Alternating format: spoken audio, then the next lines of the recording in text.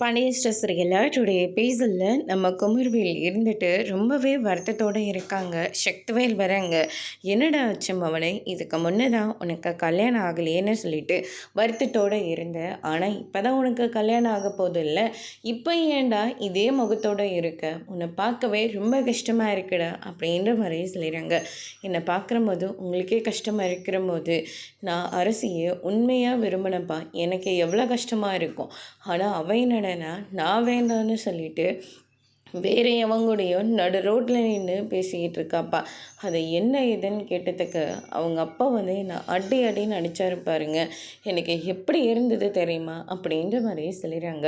விடுடாம் அவனை, ஒன்றும் இல்லாத அந்த பாண்டியனுக்கே இவ்வளோ திமிரு இருக்கிற போது எல்லா சொத்தும் உனக்கு தான்டா, நீ இந்த வீட்டோட ஒரே ஒரு வாரிசுடா, உனக்கு நான் எப்பேற்பட்ட இடத்துல பொண்ணை பார்த்துருந்துருக்கணும். ஆனால் என்ன பண்ணுறது, இப்படி ஒரு குடும்பத்தில் பொண்ணை பார்க்க வேண்டியதாக ஆயிடுச்சு.